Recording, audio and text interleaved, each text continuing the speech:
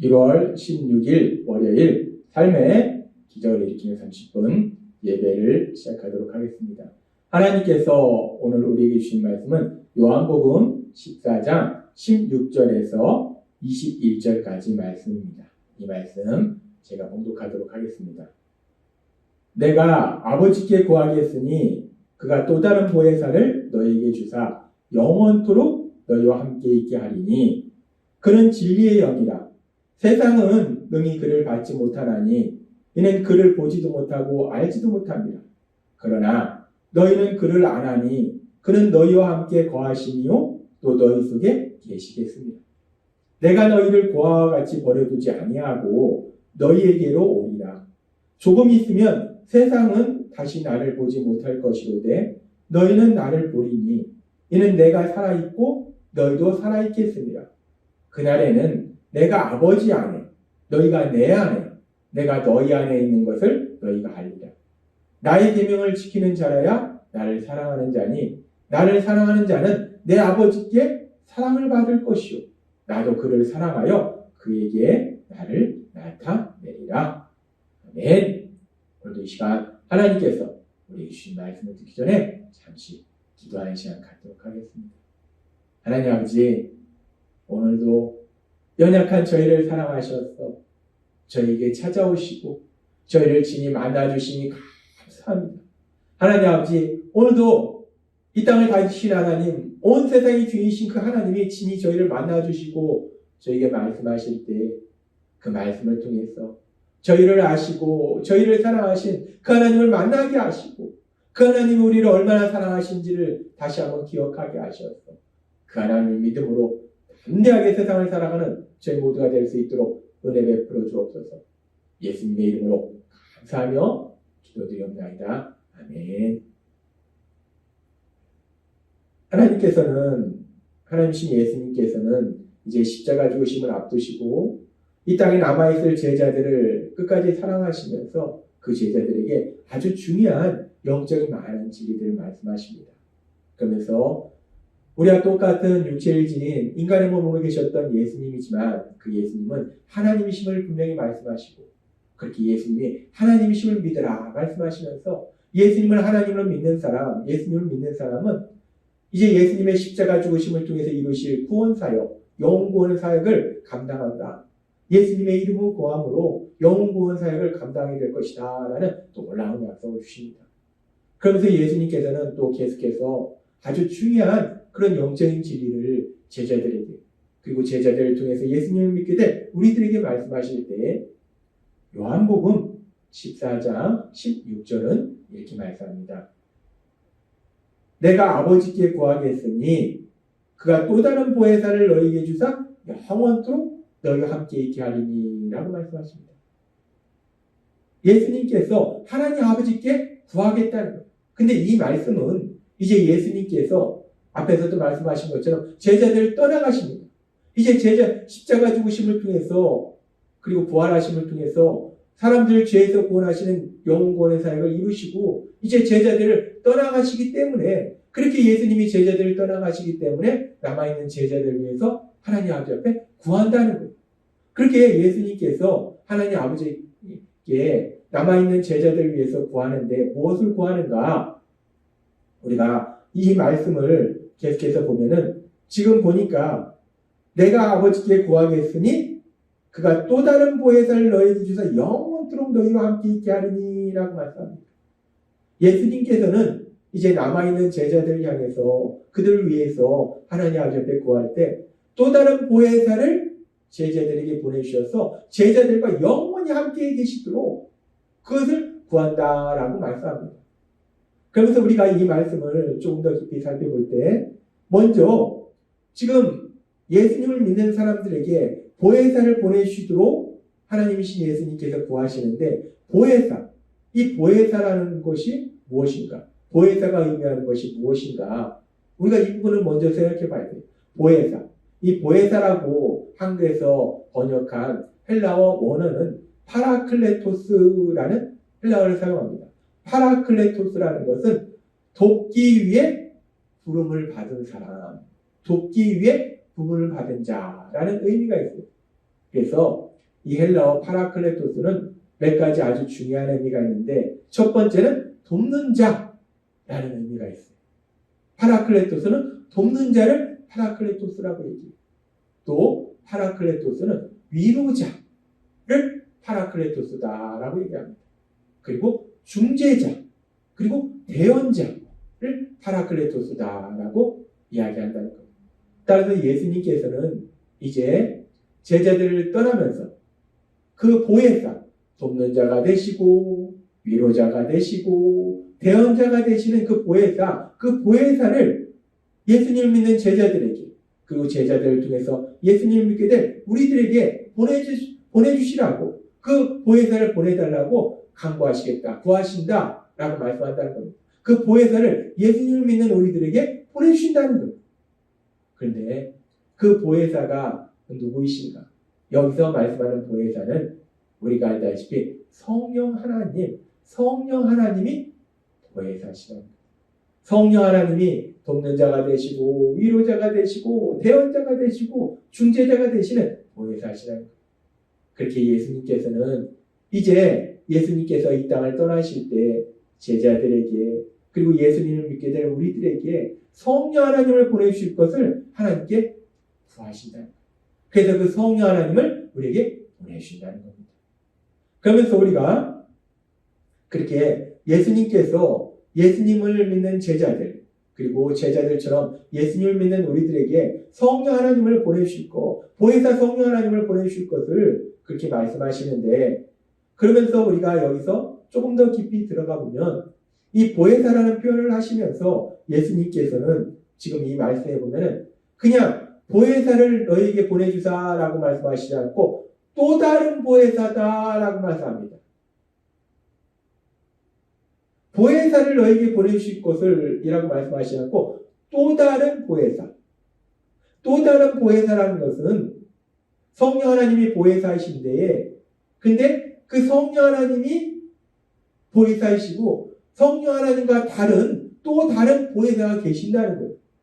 그렇다면 성령 하나님 말고 또 보혜사가 되시는 분이 어떤 분이신가? 또 보혜사가 되시는 분이 어떤 분이신가? 돕는 자, 위로자, 대언자가 되시는 분이 어떤 분이신가? 우리는 또 다른 보혜사가 어떤 분이신가를 요한사도를 통해서 하나님이 기록하게 하신 요한일서 2장 1절의 말씀을 통해서 알 수 있습니다. 요한일서 2장 1절은 이렇게 말씀합니다. 나의 자녀들아, 내가 이것을 너희에게 쓰면 너희로 죄를 범하지 않게 하려 함이라. 만일 누가 죄를 범하여도 아버지 앞에서 우리에게 대언자가 있으니 곧 의로우신 예수 그리스도시라 라고 말씀합니다. 우리의 대언자가 되시는 분은 예수 그리스도시다 라고 말씀한다.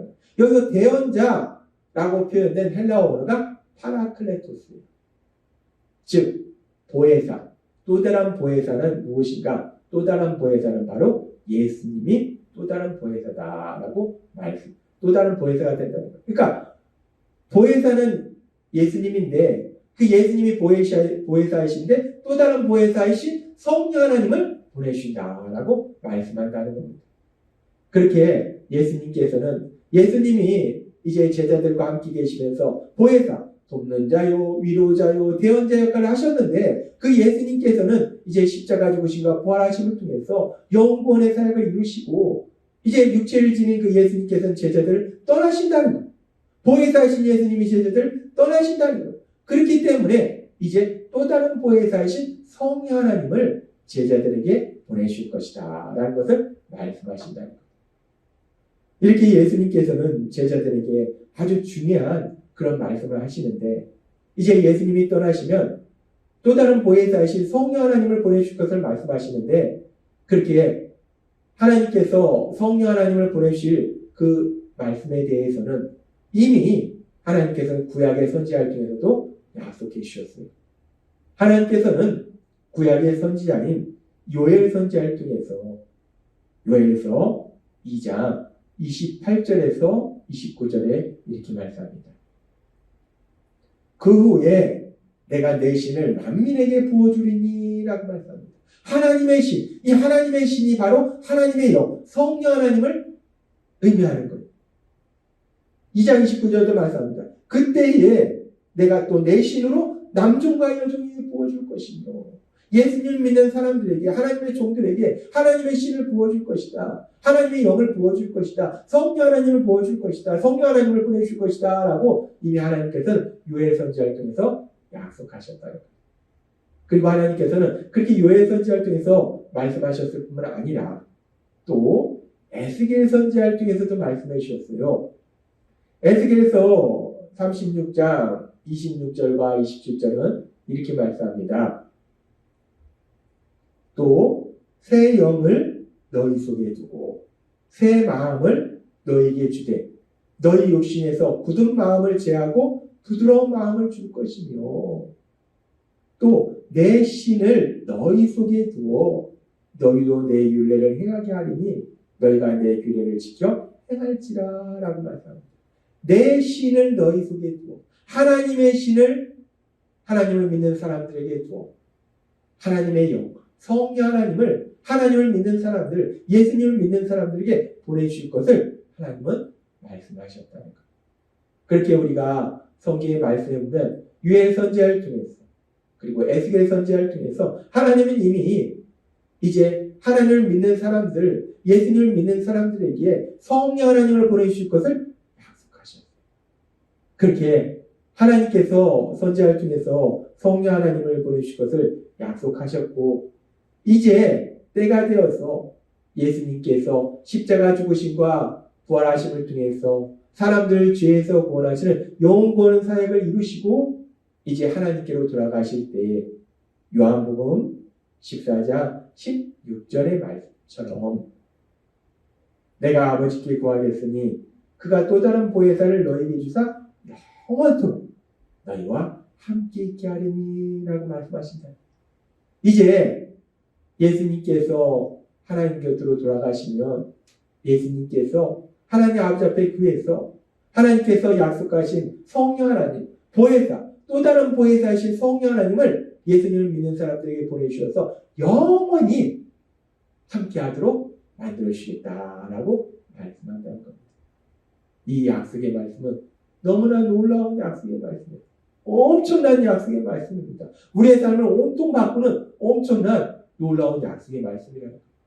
왜냐하면 사람들은 누구나 죄를 짓는 죄인이었다는 거예요. 그리고 죄인은 거룩하신 하나님 곁에 가지 못한다는 거예요. 하나님은 거룩하신 분이기 때문에 죄인이 그 하나님 곁에 가지도 못해요. 그런데 이제 예수님께서 십자가 죽으심과 부활하심을 통해서 사람들을 죄에서 구원하시는 구원 사역을 이루셨기 때문에 그 예수님을 구주와 주님으로 믿으면 죄에서 구원을 받게 되고 그렇게 죄에서 구원받은 사람들에게는 놀라운 복이 임하는데 어떤 복이 임하는가?